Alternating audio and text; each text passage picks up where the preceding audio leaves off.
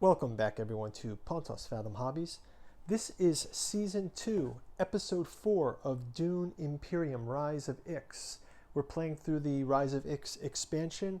We're still using the tokens from the original board game. I do have a copy of the Dune Imperium Deluxe set. I'll do an unboxing of it for you, and I'm also going to do a paint through of the video, so if you guys could subscribe and ring the bell, you can get notified when Season 3 of Dune Imperium comes out, and we'll play it with the painted up miniatures. I always do the paint up miniatures. I've done them for the Battlestar Galactica fleets, the Vipers, and the Cylon Raiders. I painted up for War of the Ring. We have a massive 250 miniature speed run for War of the Ring painting video, so you guys can go check that out. And we've even done it for Cthulhu Wars and Cthulhu Death May Die. We have ongoing painting videos for those. So if you're into miniature painting, that would be a treat, and we'll probably do that there. Ring the bell, and you can get notified for that.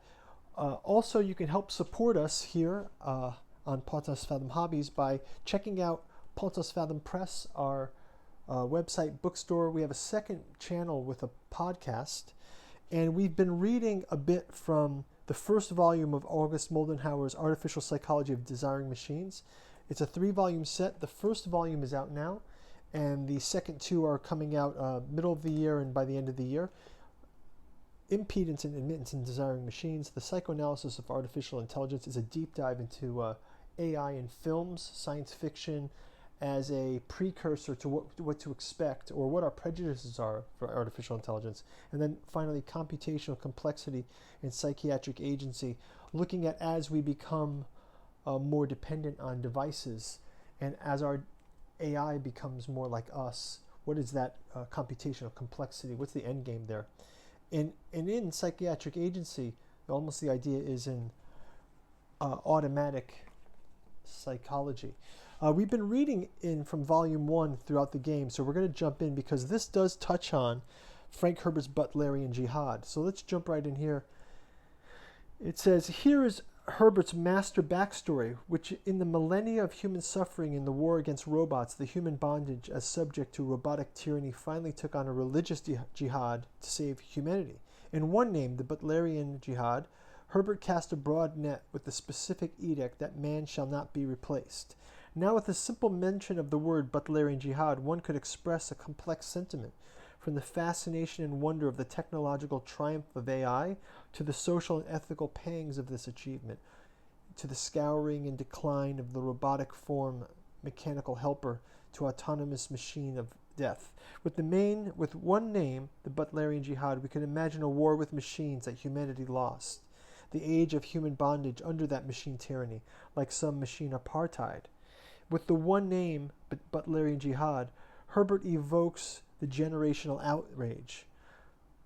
And then with a single name, edicts against the thinking machines and their crime against humanity could be seen as the culmination of all these events, a credo so ingrained into the world of Dune, as potent as the Ten Commandments.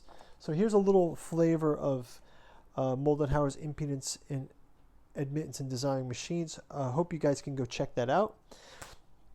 Let's jump into turn 4. We did pick up Restrained Ordnance and Sonic Snoopers last time. And we are playing Tessa Vernius, who's gained points for both her alliance to the Emperor and as well as to the Spacing Guild. So she's got both of those victories.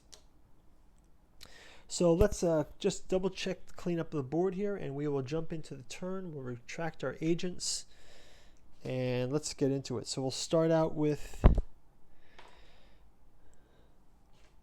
Tessa Vernius, and go and check out the. Let me grab the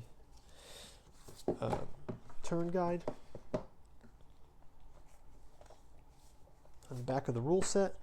Okay, so the turn, actually we got the round start here. So we're going to start with the round.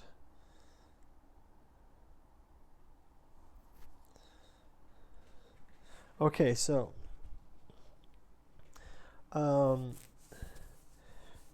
So we can take agent turn. So first agent turn, we've got 4 spice here. We can play 3 spice, and we will place the dreadnought here.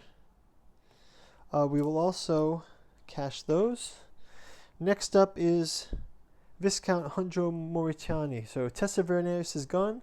The Viscount Moritani is going, and he will place his character here on the Haga Basin. He'll pay his water for that. And next up is the Archduke Armand of Ikaz. He will go ahead and, again, he's going to push forward.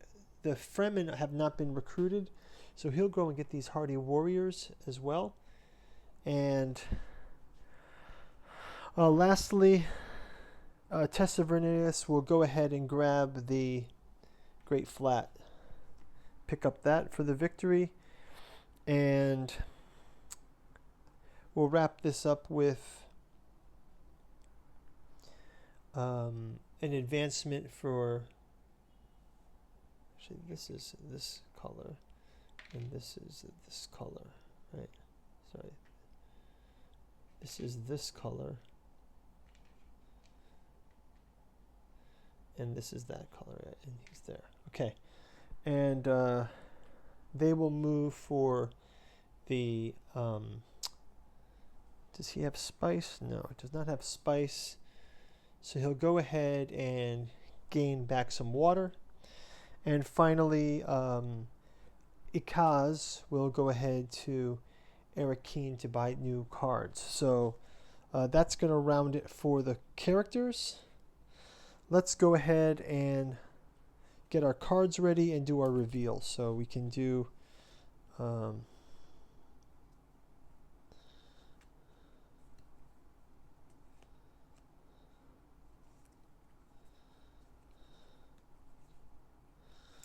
okay, so we've got these here.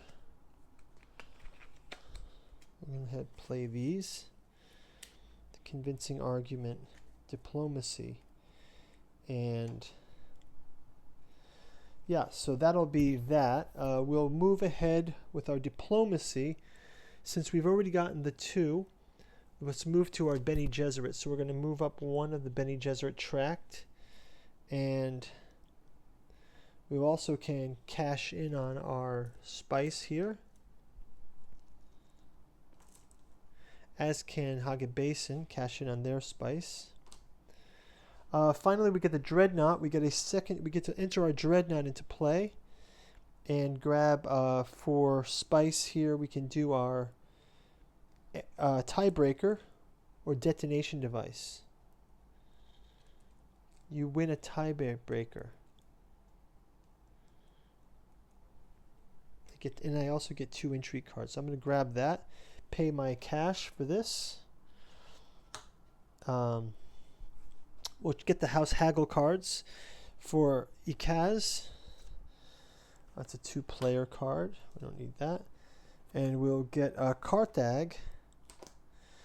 Gets 1 extra unit. And Selective Breeding gets +2 and advances on the Spacing Guild. No, on the Bene Gesserit tract. So advancement on the Bene Gesserit tract for them. Okay, so maybe Viscount Moritani may get the Bene Gesserit tract. And let's reveal our conflict card here. So they get the extra victory point and water. So we're actually fine with our victory point, I believe, although we can do reserved ordnance here. So we've got the reserved ordnance as well. So we can actually resolve our conflicts now. So we've got Karthag gets another unit. We've placed that unit, and he can also move in here. And then we will put in, we've got 1, 2, 3, 4, 5, that's 9. Karthag has 5, 6, 7. They're on the 7 track.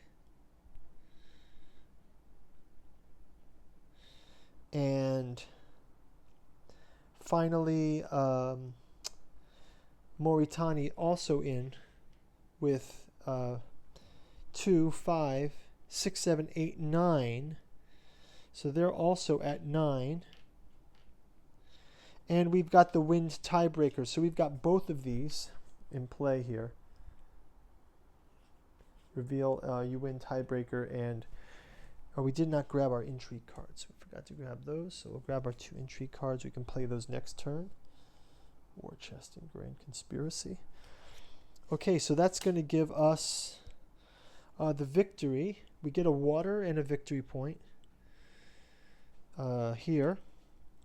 And that means the Viscount is in second place, so he also gets the victory point in the water. Although it's a tie, and then 7 is going to get the 1 and 1. 1 spice and 1 water. We also have the results of the ship. So we have the intrigue card here, an additional card that doesn't come into play. We get 2 more warriors into his reserve for green. So these go back. And the water from the still suit for them. And then finally 3 more placed here. And 2 more placed here to clear those out.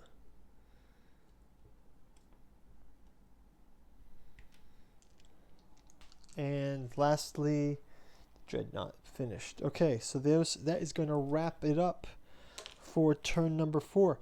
Guys, please join us in turn number 5. Check the link out up ahead. I need to replace these with 1, 2, 3, 4. I can grab a 4 card.